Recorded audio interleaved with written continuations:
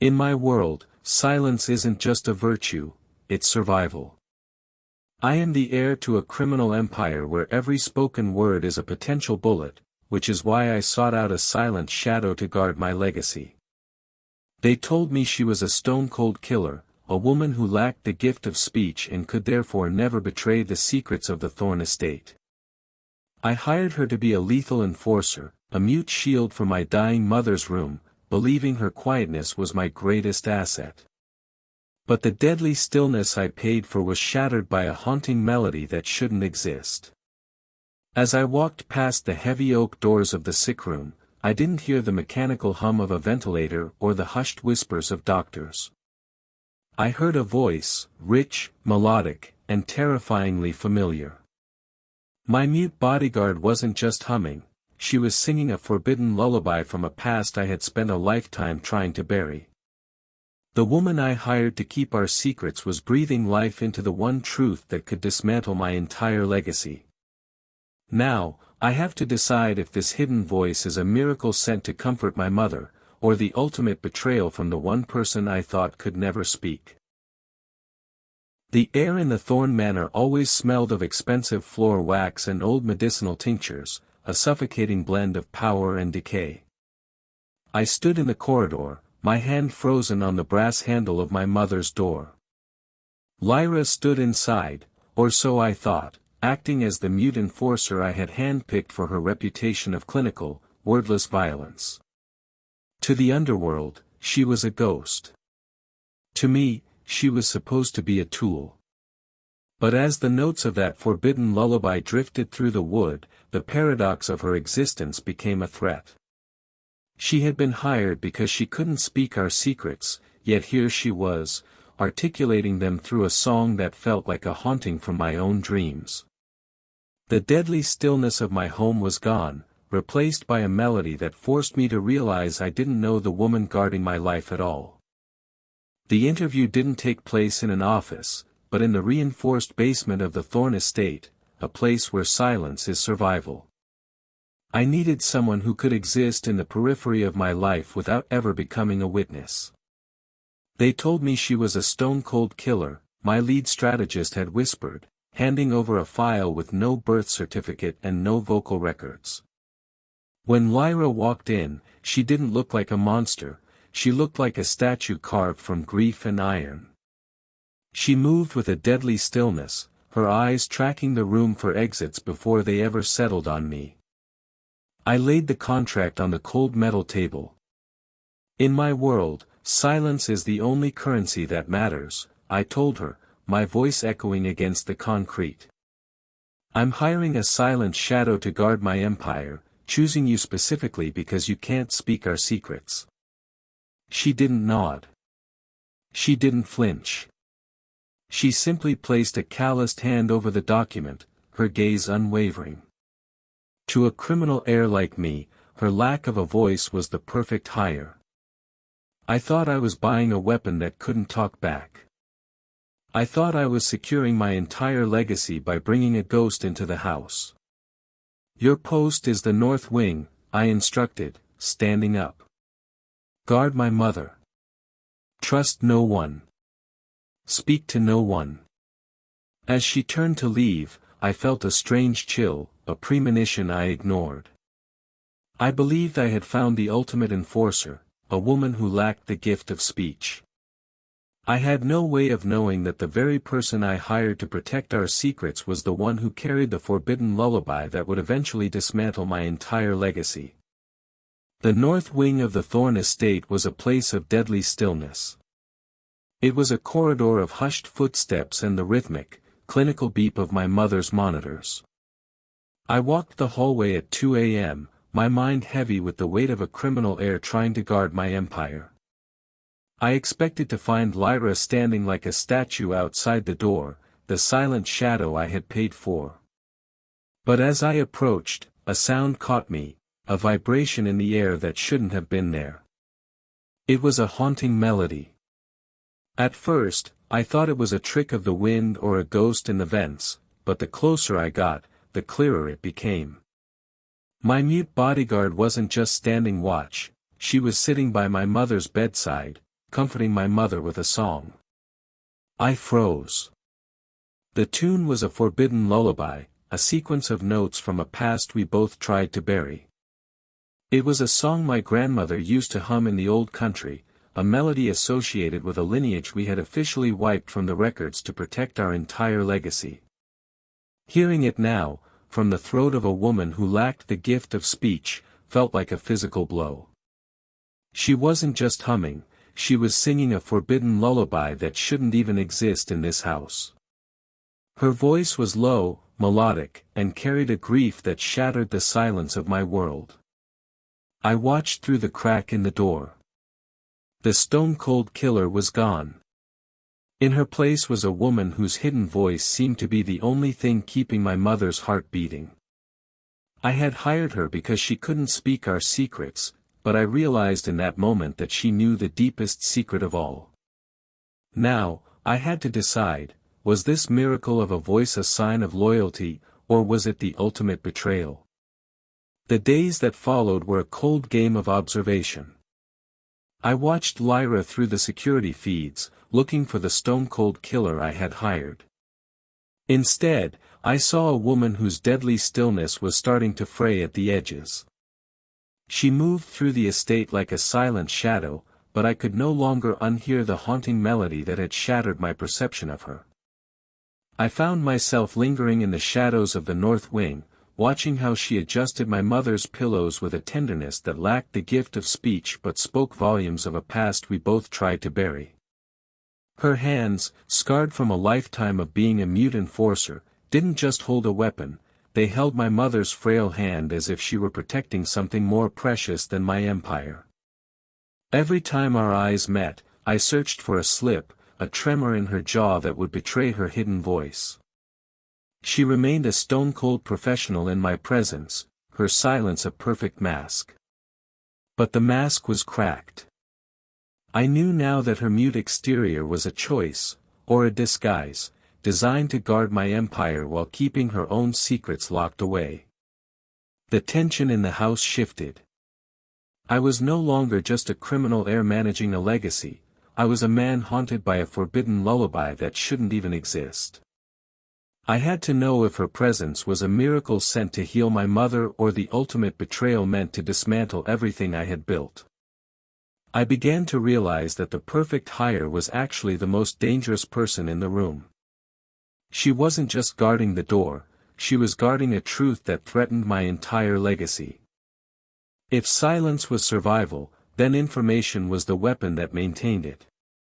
I retreated to the sub-level archives of the Thorne estate, a vault of digital and paper trails that documented every silent shadow ever employed by my family.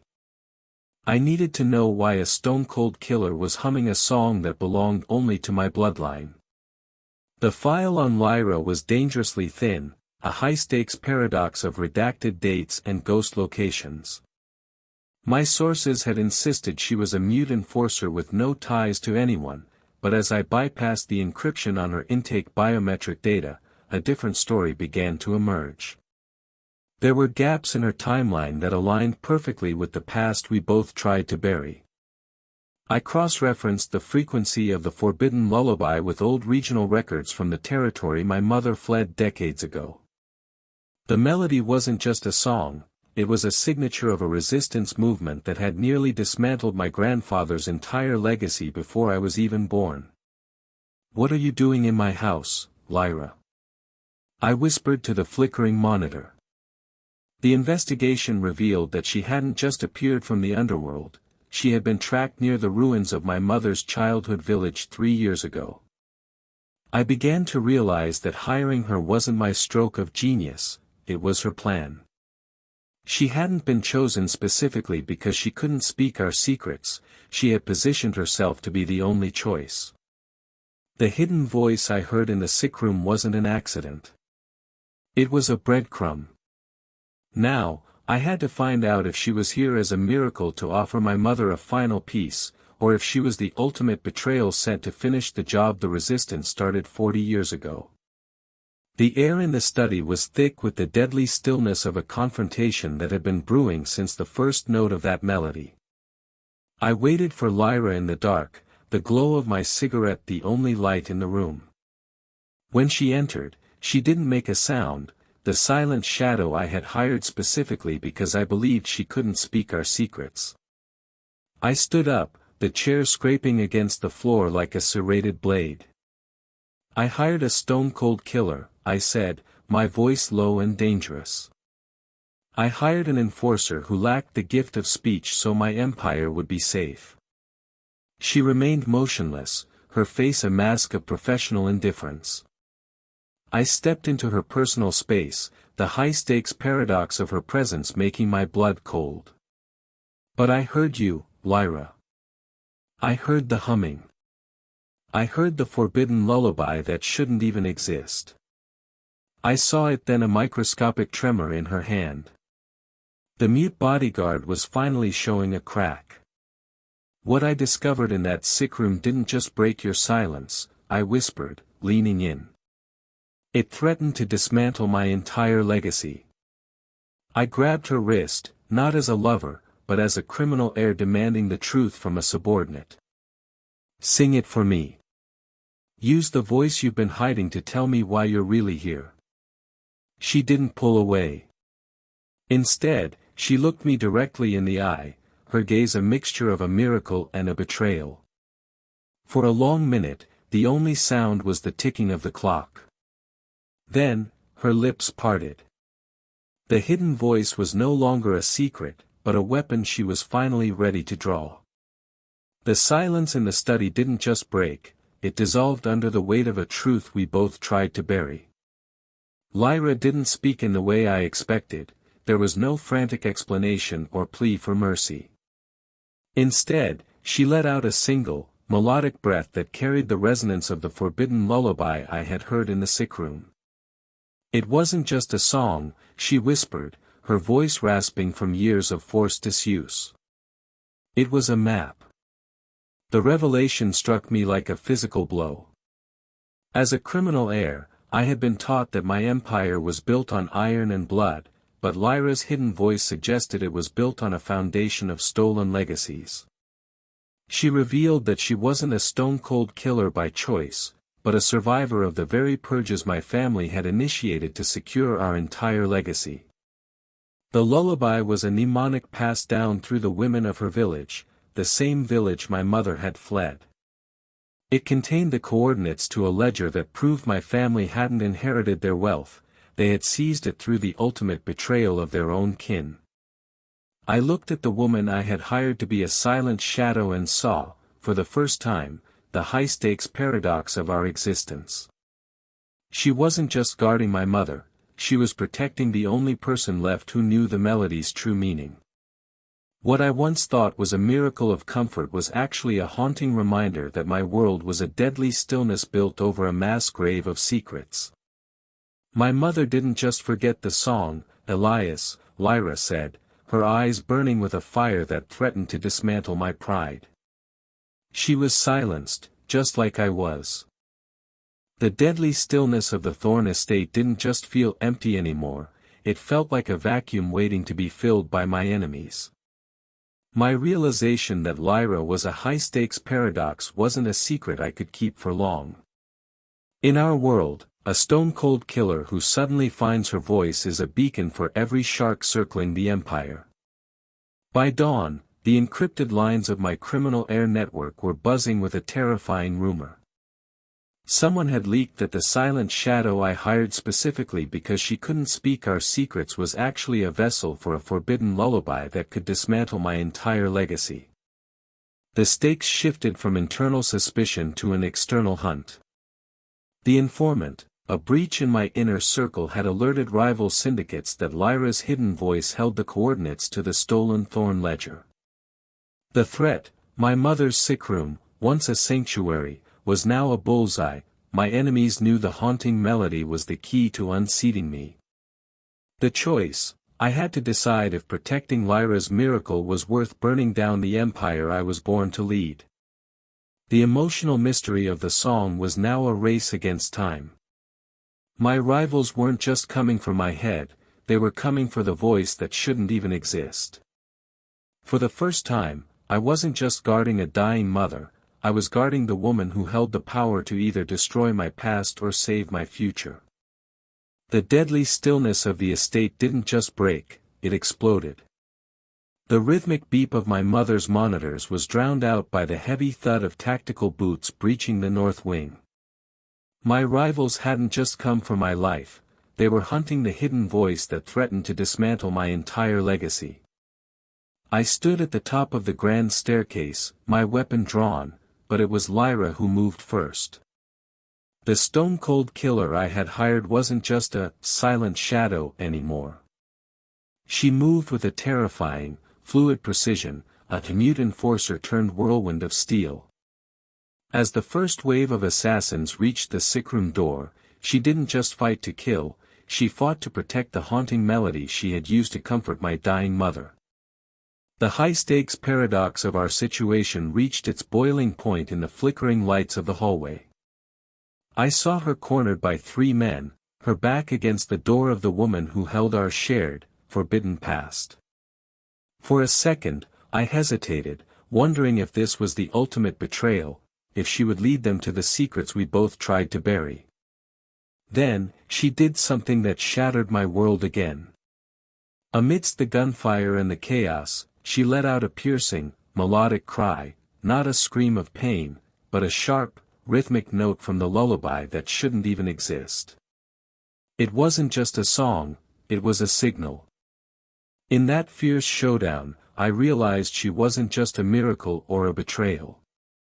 She was the only person in the Empire who actually knew what was worth saving. I stepped into the fray beside her, a criminal heir and a mute bodyguard finally speaking the same language of violence to guard the only truth left in our world. The deadly stillness returned to the Thorne estate, but it was no longer the silence of secrets, it was the quiet of an ending. The fierce showdown had left the marble floors stained and the empire I was born to lead in ruins.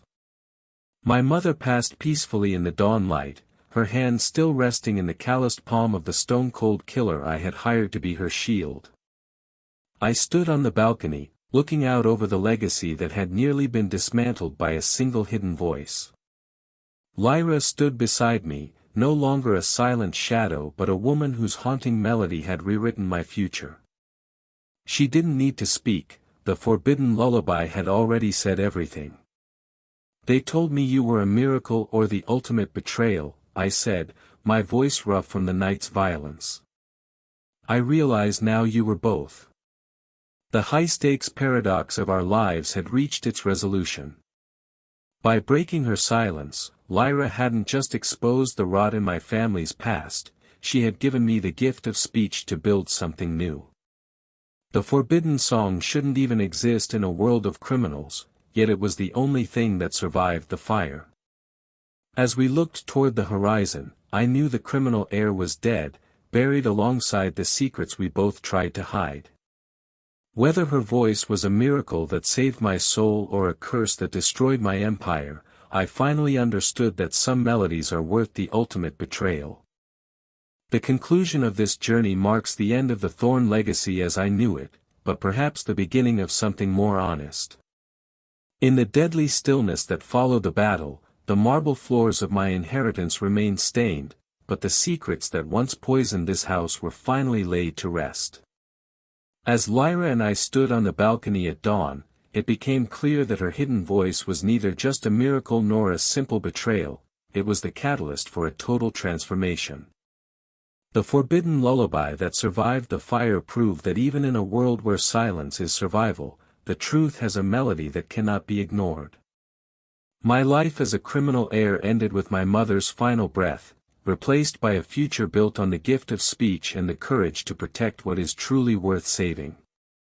If you enjoyed this high-stakes mystery of secrets and survival, don't forget to like and subscribe for more stories.